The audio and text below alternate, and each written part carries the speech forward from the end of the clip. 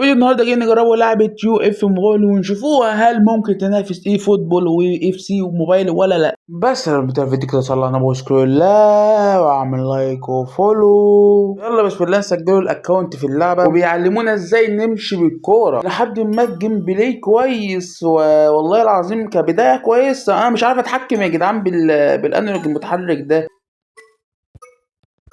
وهنا بيعلمنا ازاي نباصوا والباصات برضو انا مش عارف احكم عليها، بس انا حاسس ان البيس احسن في الباصات عامه. بيعلمنا ازاي ندافعوا بالزرار ده وبيعلمنا ازاي نشوطوا ويعلمنا الباور دي فيها. هو تقريبا فيها شبه من اف سي موبايل، يعني دي بعيدة كل البعد عن بيس موبايل، فيها شبه قريب من اف سي. والمهارات تقريبا يا جماعة ما فيهاش الدبل تاتش، فيها المهارة دي والمهارة دي وفيها الريمبو فليك.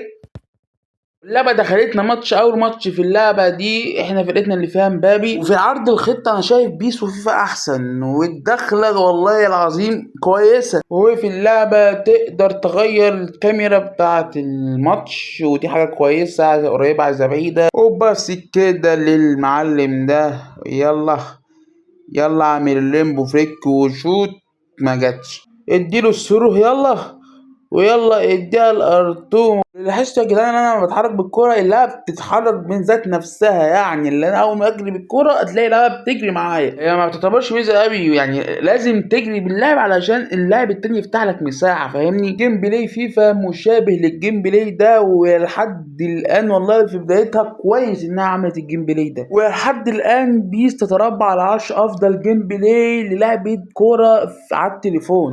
وايه الاحتفالة يعني ماركينيوس اللي جاب لنا اول جون يا جدعان، بيفنش احسن من مهاجمين عن طريقة عرض الاهداف، واللاعب اللي جاب الهدف زيها زي اف سي كونسول بالظبط. وبرده سهم الاستامنة زيها زي اف سي موبايل بالظبط، نفس السهم لما اللاعب بيتعب السهم بيتغير لونه.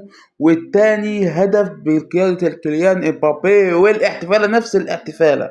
فمش عارف هل الاحتفالات كلها كده ولا لا. وانتهت المباراة، يعني يا جدعان فيها شبه كتير من اف سي كونسول، ودي حاجة مش في صالحها لانها لسه في بدايتها وبتقلد لعبة تانية. واللاعب استلمها مجاني هو الجريزمان ال77، ورينا يا عم دخلته، والله يا عم دخلته كويسة جدا جدا جدا. هناخد برضه انصفات ال80 بس لما نخلصوا المهام. ودي شكل التشكيلة شكلها يعني عامة هو شكلها كويس جدا بس مش احسن حاجه. طلبوا مننا اننا نسموا النادي وهنسموه النادي الديب اف سي. وعندك دي التحديات الموجوده المنافسين تقريبا الديفيجن والمسيره دي تقريبا زيها زي الماستر ليج والمركز الاتحاد والبطوله مفتوحه دي تقريبا زي تقريبا كده كاس العالم واليورو والحاجات دي. ودي تقريبا الباكجات اللي نقدر افتحها دلوقتي. معايا 5 باكجات، ولكن ما فيش غير الباكج ده اللي انا اقدر افتحه لو انت ما بتشحنش. في باكجات تانية ولكن لازم شحن، والشحن زي ما انتم شايفين. يلا افتح لنا كده فتحة نشوفوا شكل الباكج، يعني شكل الباكج بسم الله. شكل الباكج عادي يا جدعان. وطلعنا لاعب ال بي 84 في بداية اللعبة، اظن انها كويس جدا. افتح يلا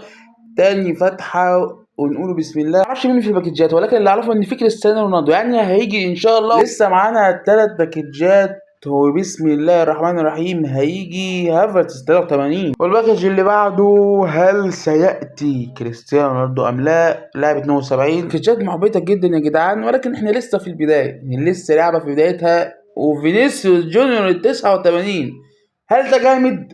أنا معرفش، بس غرام فينيسيوس جونيور 89 في اخر باكج. انا والله ما اعرفش يا جماعه ده هل ده حظ اسطوري ولا اي كلام، بس ندخلوه معانا في التشكيله وندخلوا برضو ال بي معانا في التشكيله وندخلوا هافرتس معانا في التشكيله في الجناح. ممكن نبدله ما بينهم ما بين جريسبان وهافرتس. التشكيله النهائيه اللي قدرنا نعملوها في اول دقائق لينا في اللعبه انا شايفه في خطط محدوده، بس خلينا في الخطه دي ويلا بينا نلعب الماتش ده. وطبعا في مكافأة بعد الماتش ده.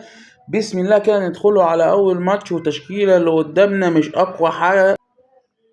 عدى هافرتس شاط هافرتس صدت. فينيسيوس احنا جايبينه، شوف بيعمل معانا ازاي.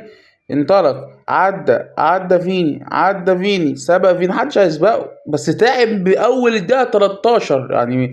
يا فينيسيوس ده فينيسيوس عرفتنا فينيسيوس اجري بنشوت يا فينيسيوس. طبعا ما انت فينيسيوس جونيور. ايوه ايوه، تيكي تاكا جميلة جدا دي. كريزمان. هافرتز يلا، ايوه هافرتز، السلام يا سلام على المهارات. المهارات فقيرة هنا قوي. وهوي الهدف بقيادة الهافرتز. ونفس الاحتفالة يعني. طب كل اللعبة عندها نفس الاحتفالة، مش للدرجة دي، ما تنوعوا بقى يا عم يوف، ايه اللي انت. ده كده واحدة ايه لوب. والله عدت يا جدعان، عدت. يلا يا هافرتز، وفنشها هافرتز نفس الاحتفال. نفس الاحتفال يا عم. ادي لفيني جونيور.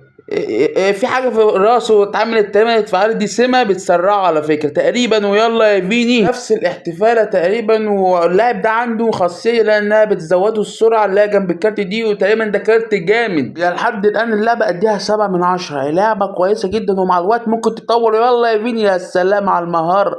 يا سلام يا سلام يا فيني يا جونيور. الحارس راح فين؟ الحارس راح فين؟ الحارس راح فين يا جدعان؟ وكمان بتسارك سرعة الكرة ونسبة دخول الكرة زي اف سي كونسول. والله لحد الآن اللعبة كويسة، لو طورت نفسها الفترات الجاية فهي هتبقى جامدة فحت.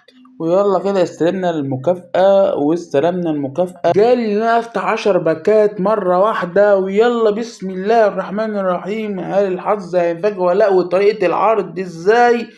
يلا بسم الله الرحمن الرحيم. يعني ايه يا جدعان؟ ده طريقة العرض وحشة جدا.